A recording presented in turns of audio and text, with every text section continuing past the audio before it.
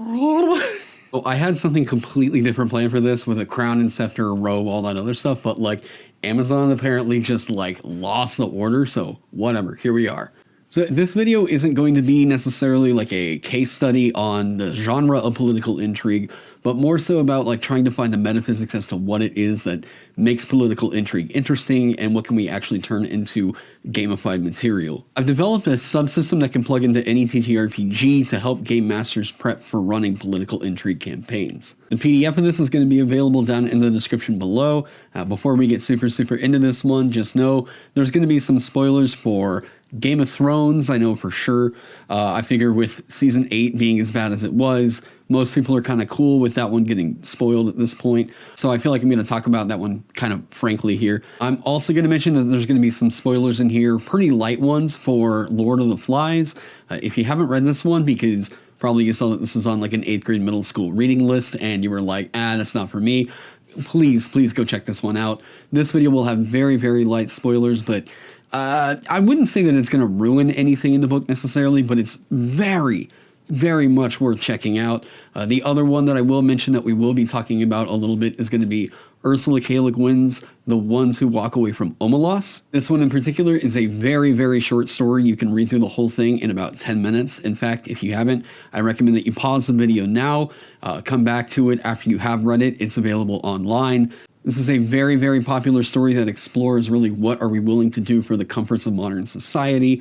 You're going to finish this read in about 10 minutes maybe, so please pause this video, go check that one out, and come back. Before getting into the subsystem itself, I kind of want to talk about the character traits, I guess you could call it, of what the different factions are going to be. These are more so going to be inspirations as to why some tensions might arise, and oh my god, I've got to take this thing off.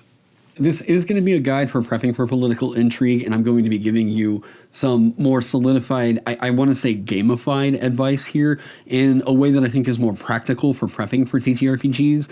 So we're not going to get into the micromanaging aspects of things like the different resources or certain policies and how they might affect the way that this is going to play out, and we're not going to do all that. Those are more so going to be treated as character traits in this subsystem that I've come up with here.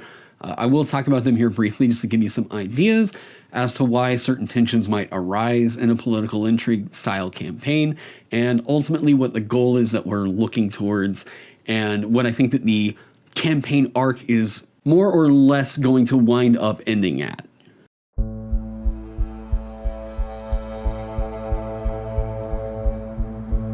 As soon as you have a group of people that is united towards a common goal, probably relying on each other for resources or whatever, you most likely have a faction. Once you have a couple of groups that become aware of each other, it either goes in one of two directions. Either they're going to assimilate and then form a bigger group, or they're going to clash and there's going to be some type of a divide there. Now, whenever they're clashing, this means that the two groups are competing for something, right? This can be some type of maybe a position like we see with courtly intrigue, where we have a bunch of probably royal families that are all kind of vying for the same throne. If you're looking at what I'm calling kleptocratic intrigue, this is where there's going to be several different thieves guilds or, thieves societies that are all vying for certain turf. And then if you start to feature other factions like maybe, I don't know, a mage arcanocracy or a theocratic order, they all have their own separate drives towards some kind of an ultimate power. Conventionally for political intrigue, we're usually talking about courtly intrigue. If you've watched Game of Thrones, you know exactly what I'm talking about here with the Iron Throne. In Game of Thrones, we saw several families that believed that they had some kind of a claim to the Iron Throne, which led to all these different wars, all the intrigue, subterfuge, scheming, backstabbing, assassinations, everything that happened in Game of Thrones. Now, if you make this absolute power the one that has all the power in the realm, we tend to get a bit cartoonish with just like sadistic king, overthrow them, okay, now I guess the story is over. The thing with political intrigue is that we need more of a web here. There's a reason why in Game of Thrones they call it the Seven Kingdoms. all these different families have a realm or a not really a nation, but some state, I guess we'll say, that they are ruling over. And then there's always a potential for some people to just rebel against the throne and develop their own faction completely separate of the kingdom. So as you can start to see, we're building out our web now, right? We have our highest power here, whatever faction is in control of that. And then we have a bunch of networks of other factions that are potentially challenging this other faction that is in power up here, or other factions suddenly rising up from there. Later on in the video, we're going to be talking about even getting further into those factions, into what does it mean to develop different movers and shakers in those factions. But as for right now, let's talk about why tensions would arise within a kingdom. So first off, resources. And again, we're not going to gamify this aspect of it, but use it as inspiration for what the faction has, right? So for resources, we're going to break it down really, really simply here. These are things that the faction needs to be able to provide in some manner. It's going to kind of shape what the overall look and culture of your faction is. First off, we have the necessary resources. This is going to be food, water, and medicine. You could also include some of the other resources that help to preserve these, such as salt, but you can think of this as the faction's health. If a faction can't provide these to its people, most likely it's going to wind up turning into death and disease, but people are more likely to revolt before then. I mean, as the saying goes, revolution is only 3 missed meals away. The best example I can give of this is a book that I hope you all are already familiar with, and that is Lord of the Flies. Slipping in here to also say, despite the fact that there were 2 movies that have already been made about this book, I really, really recommend the uncensored version of the book, because both of these movies just look a bit goofy, and they don't really handle the violence that's depicted in the books very well. Honestly, like, the way that some of these characters are killed off looks entirely goofy on a movie set. After the boys that survived the crash establish this chiefdom with Ralph as the chief, there becomes this sort of tension that arises whenever one of the other older boys, Jack, is capable of providing meat and finds a real love for hunting. Eventually, Jack proves that he's able to provide more meat, which is enough to entice some boys to split away from Ralph's chiefdom and go and establish their own tribe with Jack. And now we're not even really talking about the availability of food. I mean, sure, the boys were eating mostly just fruits and then meat every once in a while Ralph was leading them, but Ralph was also able to provide fire, and Jack couldn't quite do that because they had Piggy's glass. Okay, I don't want to get too far into that, but basically, it was the quality of the food, because Jack was able to provide meat, Ralph was only able to provide fruit, that led to a lot of these guys going off and fracturing off, developing their own faction, and then we see that turn into the incredibly just insane, brutal return to primitivism that we see in Lord of the Flies. So yeah, your faction needs to be able to provide food, water, medicine, and this next section is going to cover what I'm going to call the luxury resources. If you can't tell, I'm kind of a big fan of the Civilization series, alright? So the luxury resources are going to be things like alcohol, spices, clothes, things that make life more comfortable, enrichment in the form of what culture are they creating, is there any like music that specifically draws people and keeps them happy with where it is that they live. These aren't the things that are necessary to live, but they are the things that make life really worth living and help us feel more human and connected with each other. So it's because of all these, I consider this to be the like culture and happiness. You might think of it as like just charisma of what your faction is. Now, without these resources, people are also possibly likely to revolt, particularly more so if they're being taxed, if they don't really feel like they're getting much out of their coin, right? And they feel like, well, this leader isn't really helping us build up. We're just kind of getting suppressed here while they're draining our bank account, or, you know, whatever. So they're more likely to revolt against the faction if they're not able to provide a meaning to stay there. Lifting a bit more from Civ here, I'm going to be talking about strategic resources. These are going to be, it's a little bit more nebulous here, but mostly think of this in terms of like iron, because they're going to be more likely to produce weapons and have a stronger military. Science, because they're going to be able to advance their technology, potentially develop unique weapons that give them an edge in combat against other factions that are out there.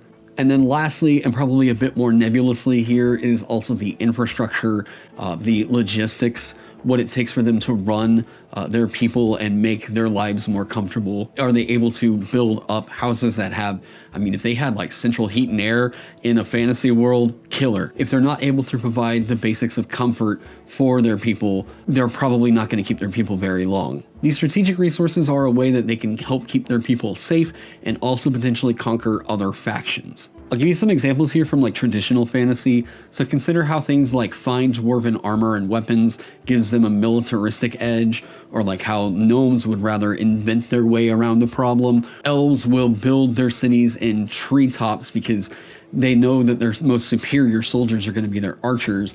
So that way, if there's an invading force that's coming in, they're going to have to not only climb up those trees, but avoid insane barrages of arrows from these crazy awesome elven archers. And now the last resource we're going to talk about is going to be wealth. So your world is going to need some kind of a generally agreed upon standard for which to trade upon. Higher wealth typically means easier access to the other resources and is best accumulated through trade. While gold is the most common standard that we see, feel free to get creative here. Worlds like Hyrule operate on a gem standard, Fallout trades in bottle caps, just about every sci-fi opts for credits exchanged through some universal bank, and hell, land was so rare in Waterworld that became its own form of currency. There's nothing wrong with sticking to gold, but just know that there's some room for flexibility here. Factions with more wealth can easily source the other resources if they're not able to provide them themselves. Alright, so that's it for resources, and now we're going to move over into ideologies. Now, factions and their ideology, their policies, all of that, are going to be shaped around some way in which the shared people have decided this is the way that we like to live our lives. Differences of ideology are one of the most common reasons why people will go to war, and they are a constant source of tension over on social media. It won't always be painfully clear that a faction has an ideology, and it is a bit too micromanagey for what I feel is practical for a subsystem here, but I will mention it here because I know everybody is going to want to flesh out more of the character and persona of these different factions. I mean, you can get so into the thick of it here that you literally just wind up creating a whole other game, and that's not really going to help us out here. So instead of creating another Crusader Kings, let's just talk about this kind of thinking of it like, you know how on your character sheet you have the ideals, bonds, flaws, and that's more of like roleplay inspiration? That's kind of what we're looking at here. We're going to separate this with 5 different characteristics here. Their diplomacy, which is their ability to negotiate. The economics, their ability to gain and spend wealth. Sorry, I'm looking at my notes over here. Their ethics, the faction's secular beliefs. Their faith, the faction's supernatural beliefs and laws. And then their policy, the faction's secular laws. This is where I do want to talk a little bit about the ones who walk away from Omelas. So again, if you haven't read this one, I promise you, it'll take you like 10 minutes. Pause this video, go check that one out and come back. Long and short of it is, with the ones who walk away from Omelas, we do have this theoretical utopian society that Le Guin has conceived of, and the trade-off of everything essentially being perfect to the point of they don't even need a military because they don't ever have to worry about fighting. They really rarely have to ever enforce laws. You can essentially live your life however it is that you want to. Everybody is prosperous, everybody's beautiful, everybody is making art, you know, whatever. But it comes with a trade-off that there is a child who is essentially locked up while everybody else on the surface is thriving. This child is subjected to what is essentially mental anguish and their own personal hell in the form of being locked up in this one room, barely being like fed, essentially just gruel here. And their life is deprived of any enrichment, any beauty. With the title of the story being The Ones Who Walk Away from Omelas, more or less what we're supposed to, I guess, draw from the story is that the people who see that and the ones who do see what happens to this child and are willing to give up essentially the beauty of paradise are something to be respected and revered. We're supposed to question with this whether or not our own comfort in the way that we live our lives is really worth it if it comes at the subjugation of another. So with that, despite the fact that Omelas does seem like this paradise, they do have this underlying darkness to it that makes it to where it's like they're not exactly completely pure and utopian in the fact that this is still a thing that's required to make this happen. Anyways. So now that we've talked about all the micromanaging bits here, let's talk about the meat and potatoes here. What are your different factions?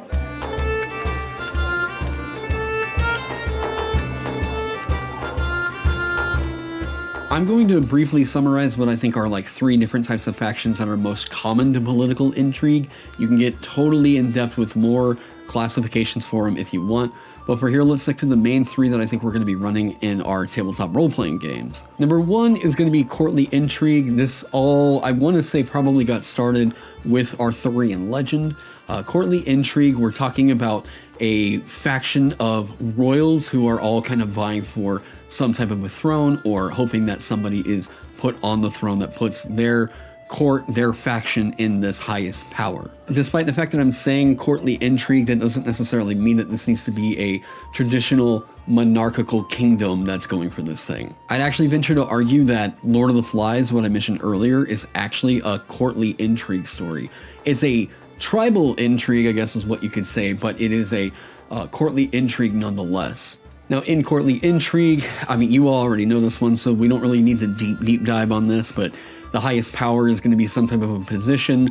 Most conventionally, this is going to be a king or a queen. Most likely, the bloodline is going to be a big factor here. If you can prove that maybe the king doesn't actually have a legitimate claim to the throne by proving that he wasn't the son of this other person or whatever, getting in on Game of Thrones here, you know, maybe the king's marriage is illegitimate or whatever. Yeah, so basically, bloodline is going to mean a lot here. Relationships mean a lot here. I mean, sex and politics are really going hand in hand in courtly intrigue. Now, the next type of faction that we're going to get into is going to be kleptocratic, and this is, I don't know that I've actually seen this coined anywhere as, yeah, this is the definitive genre that we call this or anything, but it's what I'm going to call it here. This is an intrigue that's involving a bunch of warring thieves guilds. I've heard people call the genre cloak and dagger in the past. I like kleptocratic because I like rooting it into something that's not as, I guess, purple as what you would say with cloak and dagger. And most often these guilds aren't going to war over political power as much as control or major turf within a city, territory, whatever. With the thieves guilds, once we get into our plot twists and everything, you can probably play it a bit more fast and loose with how the murderers and whatever the assassination attempts are going to go with this type of a story. But they do value their secrecy, but I don't think any of the guilds are totally against taking credit for a pretty well executed assassination. Now, as I said before, the factions here are going to be warring over who has the biggest turf, who has the most control of a territory here to conduct whatever business it is that they're trying to do. Like, I know we did get Waterdeep Dragon Heist that was meant to evoke some kind of a bit of this theme here, but honestly, I don't think 5e is a system in which you're going to really want to run this type of a campaign. Instead, there is a whole system that was so good that Critical Role has used it as the basis of Candela Obscura, and it was entirely built to suit this style of a story, and that is Blades in the Dark by John Harper. Being honest here, 5e is really not the kind of system that's going to suit a lot of intrigue games, especially this genre in particular, because I think with the secrecy that's kind of going on, I'm just not a big fan of the fact that you can magically truth serum someone in 5e, right? Like, you know, Zone of Truth, or you could even argue that Charm Person makes it a bit more, whatever. I'm just not a fan of being able to subvert an entire branch of the campaign because you spent one thing that you get back every day for free, right? So rather than a system like 5e that's designed to make fantasy superheroes, like I was mentioning earlier, there are systems that are out there that are already built to handle this pretty well.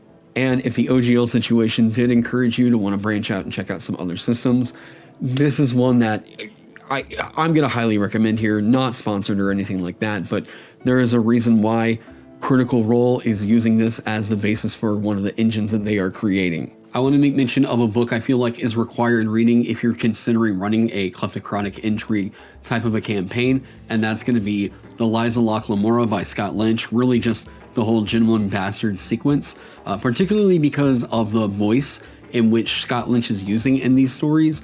It really feels like you're getting high fantasy told by Quentin Tarantino at times. This is like my favorite dialogue of nearly any book I've ever read whatsoever. It's hilarious. Go check this one out. There's another one that's also on my TBR, but I just haven't really gotten to it yet. I will make mention because I've heard incredible things about this. I know it was like on Daniel Green's like favorite book of like, I think it was like 2019, and that is The Red Sister, and really the whole Book of the Ancestor series by Mark Lawrence. This is a story of, from my understanding, it's like an assassin's sisterhood. So yeah, it sounds really kick-ass. I haven't read it yet, but like I said, I've heard really good things. All right, and then the third type of faction I'll mention here, the last one, is going to be theocratic. This is just a religious order. You might say that they're going for some type of a position here, but typically a theocratic order is really wanting their faith adopted by all the people of the world, or at least the people that they govern. The world likely already has a pantheon, so you can start building out why certain faiths would be against each other. This is a key piece to theological intrigue, so a strong mastery of the lore to your pantheon is key to that type of a campaign. You could argue that groups of cultists are likely the most common form of theocratic faction you're going to be using in a TTRPG, and they're pretty reliable at presenting a villainous theocratic faction. It's human nature for us to rebel against a group forcing us to live in a way we wouldn't want to, and theocratic factions tend to be big on forcing their wants on everyone. And I'm not trying to get all like our atheist here or anything like that on you guys. It's just that oppressive religious groups tend to be a pretty well-established trope in fantasy stories. I encourage you, I implore you, please try to break free of tropes. I feel like my biggest like eureka moments as a DM actually came from me seeing a trope and thinking about like, what can I do to potentially like subvert that? Maybe try to think of a theocratic faction that advocates for liberty and lets people live the lives that they want to, instead of that, you know, demon summoning cult that is trying to conjure the avatar of slaughter or whatever. That sounds metal as fuck, you know. And as a disclaimer here, I know that this is a faction that can potentially lean in on some themes of like religious oppression and abuse. So make sure that your table is like cool with some of the themes like that, right? You don't have to get like incredibly descriptive or whatever because you're thinking, I don't know, you need to like treat the D&D table like it's Shakespeare or whatever. Make sure that you guys are talking with each other. Communication is key. I am a big pusher that like not every single D&D story is for every single person. We're not under some blood oath to tailor what we want to play to what everybody else wants to play. Some tables may not be the right table for you, etc., etc. So like I was saying earlier with the theocratic faction, they're most likely trying to get their belief established as like the dominant religion, if not just within like their nation, but also like potentially within their entire world. Or you can say that they're trying to enact some type of a, I don't know, ultimate evil or whatever you want to lean in on. So religions are going to come with a list of taboos that most likely the theocratic order, if they are an established faction, they've already established that these are laws for the people of that faction to live under, and most likely this is going to be the easiest way for them to label the outside world as heretics if they're not living under this law. This vilification stirs up our innate sense of tribalism, and it's a really easy way to say that this is why these people here are against this group of people over here. You know, if you have some group that is an enemy of their god, people are going to take that as a slight against their identity, and they're much more likely to take up arms and label them as something that needs to be rid from the world.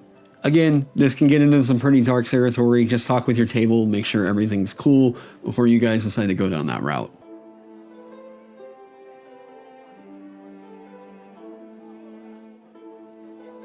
Generally, in political drama, we see people tend to fall under one of 4 different types of archetypes here that I've conveniently been able to alliterate as sadists, saviors, schemers, and stooges. Now, you could view this as a sort of spectrum, but rather than get into like a whole bunch of character studies, I think for the purposes of what we need here, I'm going to keep it down to these 4 classifications. And in all these archetypes, I'm going to list off an ambition, a strength, and then a folly. This ambition is going to be what is their strive, why are they going for this power?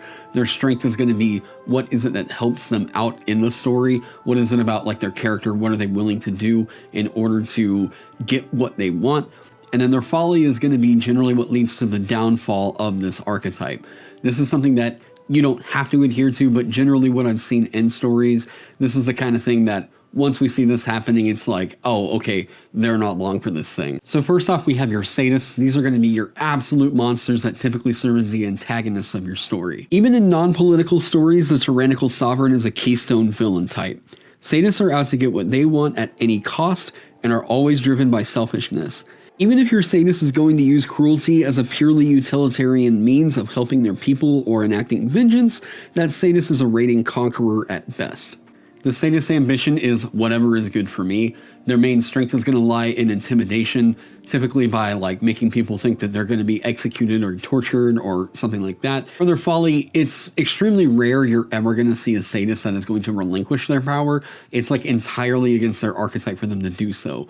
So like whenever you see that there is a capable threat that could overthrow this sadist, that sadist is, their time is ticking.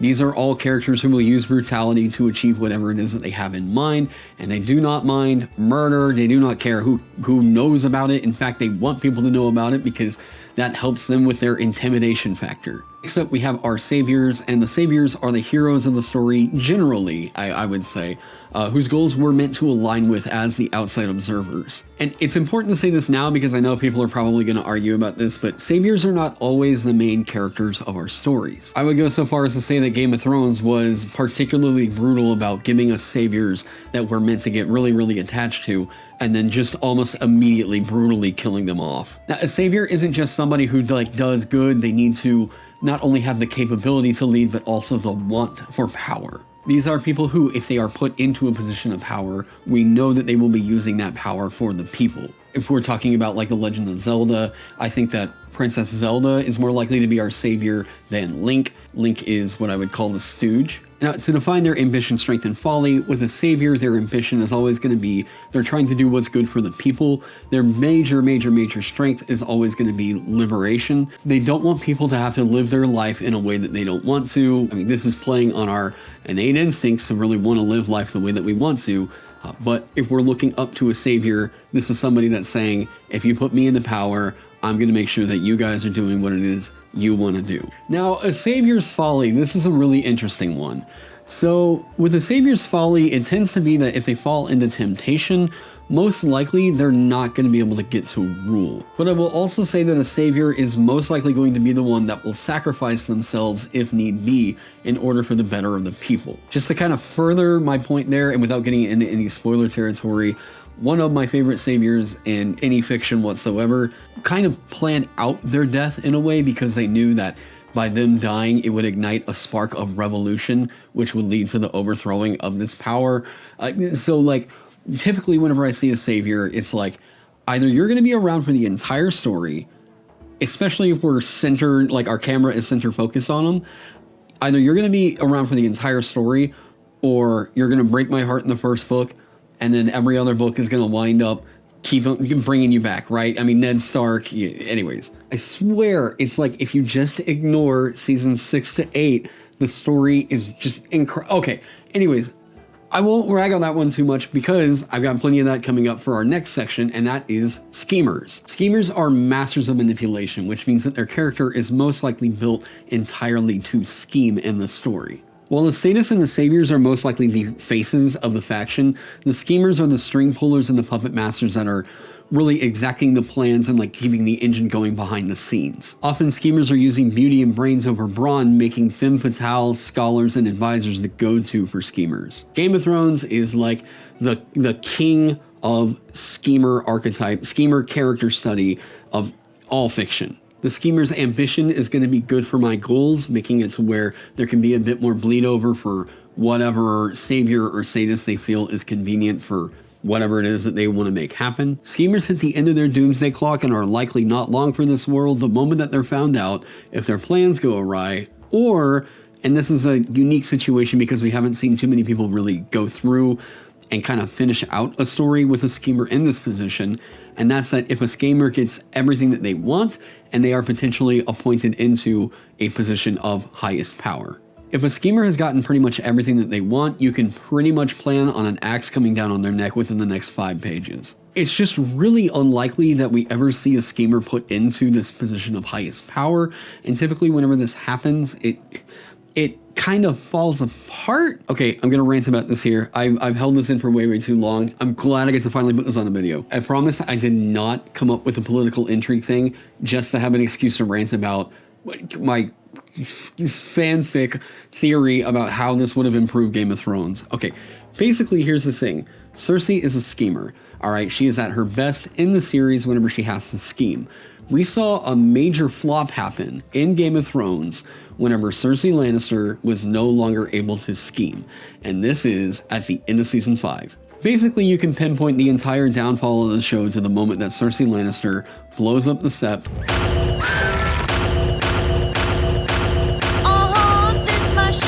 and is taking the throne. The moment that this happens, her character completely falls off and is meaningless to the story. Ultimately, what I feel should have happened, I mean, I don't think that they should have taken Cersei out of the schemer position, because what they try to do is make her a sadist, because it's like, haha, Lannister, right? She needs to be evil and start just executing people, whatever. Game of Thrones completely jumps the shark at the end of season 5, and you all know it. Once we get into season 6, we stop seeing Cersei scheme, right? The cool, amazing character that we had for the first 5 seasons is just thrown by the wayside, and suddenly she's going to sit on the throne and just drink wine all day. Instead, I think Cersei could have been the ultimate schemer if she would have just not only blown up the Sept, but also blown up all of King's Landing, because in that situation, she throws not just King's Landing into chaos, but the entire 7 kingdoms. If they would have had the balls to do this, I swear to you, Cersei would go down in history as the greatest schemer in fiction. To her, I mean, I don't think she believed in the Night King, but like, if she would have gotten her way in that situation and like left everyone up to just get consumed by the White Walkers, oh my god. Okay, and now moving on to our last archetype, these are going to be the Stooges. And this doesn't mean that these are stupid people, these are just people that are there supporting, but they don't really have any drive or strive for the ultimate power, and they also don't fit into the schemer archetype. Now, Stooges are useful idiots in the sense that they aren't really vying for any political power, and they do provide some sort of function to either a savior or a schemer or a sadist that allows them to stay around and enjoy the comforts of power. Ambition, strength, and folly. For their ambition, they're just like out for their own desires. They're trying to basically enjoy some of the privileges of power without any of the responsibility necessarily. For their strength, it's in their function, the role that they can play in their servitude to one of these higher powers is what's going to make them actually stick around in the story. And then their folly, these guys can literally get killed off at any time. Their doomsday clock is essentially at 11:59 throughout the entire time of the story, because ultimately it's not going to mean a whole lot to the overall game itself as to whether or not these guys are axed. I will definitely say you can most likely expect the stooge to die whenever they no longer serve their function. Typically, if you see someone that's just like, oh, okay, well, I'm abandoning this king or queen or whatever, most likely we're either not going to hear from them or about them for long stretches of the story. They have essentially exited the story, or we're about to get a death scene somewhere. Once you have these persona and then you have their archetype, what faction they belong to, the next step is going to be how we're going to put this into practice.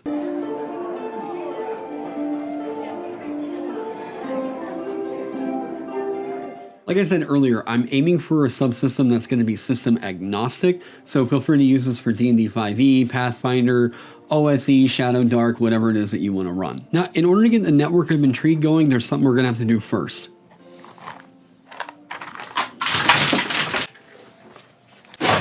These secrets are going to be used whenever we need a major shakeup to happen with our persona. So eventually, whenever they have their claim or desire and a secret, whenever their claim or desire is becoming actualized and maybe their head is up on the chopping block, one of your schemers could have this secret revealed. Maybe they're of an illegitimate bloodline or something like that, ultimately questioning their claim to the throne.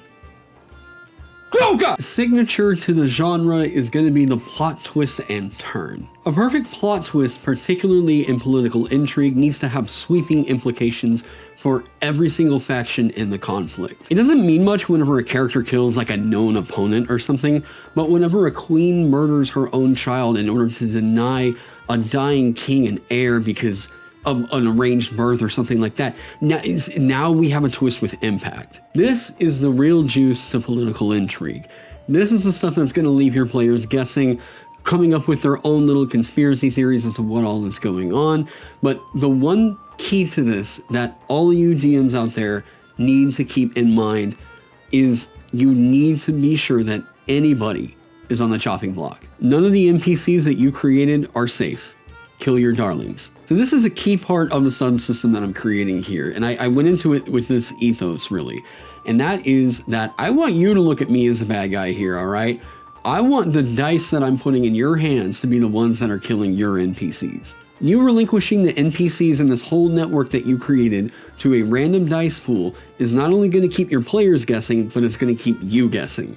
The moment that you start favoring any NPC in a political intrigue story, the players already are going to feel like number one, that they're going to see any twist that you've got coming up, because they're going to either think, oh, well, they're favoring them. Either they'll think this person is going to make it all the way through the story, or they're going to be thinking, oh, well, they're setting us up for X, Y, Z thing, whatever. It means so much more if there's a bunch of random death going on and they're like, oh, wait, what? Whoa, okay, that happened? This is something you're going to be doing during your prep work. Basically, you're going to be rolling 3d6s here. So the first d6 is going to be our shakeup die. Now, depending on the kind of how quick and fast moving do you want your political intrigue to be, the different result that this shows is going to indicate whether or not shakeup is happening. Shakeup means either somebody has been murdered, which honestly, let's be real here, that should be the default, or a major secret was exposed. This d6, depending on how often you want these shakeups to really happen, that's going to determine what the result that we're looking for is going to be. For light, on a roll of 1, a shakeup happens. For dramatic, on a roll of 1 or 2, a shakeup is going on. For grisly, we're looking at a roll of 1 to 3. Or for George R.R. Martinian, a roll of 1 to 4, and you're going to roll twice on this table. Now, as far as what shakeup happens, this is on you. You kind of come up with, okay, is it time for this NPC to die? Or is there something that maybe they're contributing a secret that is going to mean a lot that I would like to have revealed at this point, and then maybe that's causing some tension going on with that faction. I like to think that murder is the default because killing somebody off is the quickest and most surefire way to take them out of the game, and this is likely to do quite a lot of damage to one of the factions. But criminal charges or the potential to start up another revolution may be a big deterrent for people doing this, and they may need to act with a more subtle touch. Now, if murder isn't really a fantastic option and you're not quite ready to reveal some kind of secret that actually legitimately challenges someone's claim to the throne, you always have another option.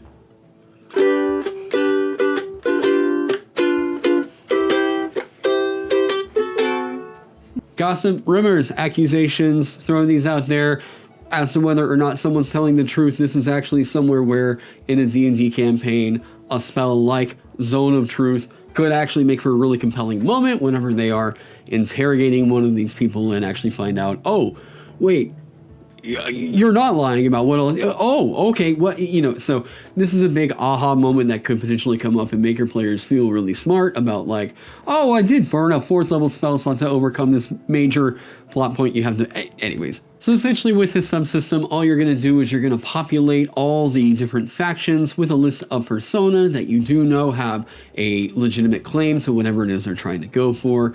You do have these secrets that they do not want revealed, and we're going to populate a bunch of, well, I'm going to call it a D66 table. This is what I've seen brought up in games like Merkborg and some other OSR style games. Basically what a D66 table means is you're going to roll 2 D6s, use the first result as either 1 through 6, and then the second result as either 1 through 6, to basically get a table of 36 potential different results, right? So you're going to get either 11, 12, 13, 14, 15, 16, 21, 22, 23, 24, 25, 26, 31, you know what I mean? With that, we're going to start plugging in our names. Now, we can expand this to be I don't know, a 2d10 table or 2d12 if you wanted to get into that. I recommend only really starting out with 2 factions until you get used to maybe, planning this out for a long-spanning thing. But honestly, let's try to limit our scope here, right? Let's look at 2, maybe 3 factions, probably 6 key players in each. You could reduce that down. Maybe if someone does get axed, make it to where oh, well, on a roll of 15, we're just going to roll again to see who else is going to wind up either getting backstabbed or having something exposed in this session. Also, there should be a path to power. What is it that's going to make this faction actually rise up and become, the holders of this highest power? So that's also included on this PDF. Again, all this stuff is going to be down in the description below for you to download completely for free. Now, yeah, this is a very simple system. I wouldn't want to bog down a DM's prep time with any more clutter. right? So what this is supposed to be is it's a role that is giving them immediate inspiration and saying, wow, that's going on this session. Now, if you're not really comfortable with that amount of control, I would encourage you to try it out, really. But if you're not comfortable with that, at least this is giving you a sort of like network to look over, a bit more organized, you know, and you'll have the form fillable PDF to just type all this stuff in, use it in your DM notes, or, you know, don't. But I hope that this information has actually been helpful to some of you all out there. Now, if you're interested in getting a bit more into the kind of, I guess you could say, the thought and the philosophy behind running political intrigue, or just the political intrigue genre, Anto over at Icarus Games has a fantastic video series on plotting a political world itself and doing the world building on a more macro scale. Legal Kimchi has a video on the philosophy of political power. We're hearing a lawyer actually talking about why it is that politicians are so driven to achieve power, what it is that's so appealing about this, and why it is that we love the idea of political fantasy. So go check out Legal Kimchi's stuff. There's another video that I'm going to recommend. This is by Jordan Harvey, the Pitfalls of Political Fantasy series, more so about how political fantasy has handled the genre itself and why it is that it never seems to really totally quite hit the nail on the head. Anyways, I'm going to link this stuff down in the description below. I want to give a huge shout out to my Patreon sponsors. I know that this one has been a long one in the making. Thank you all so much. I ever since I first announced this one, I think back in like, I don't know, March or February. I know I was concepting it like last year, but like actually getting this thing filmed out, you all's continuous support all throughout all this. I just thank you all so much. So that is going to be it on this one, guys. Let me know what you think down in the comment section below. Thank you all so much for being here. If you want to see more content like this, let me know. I hope you all are staying safe, staying healthy, and I will see you all in the next one.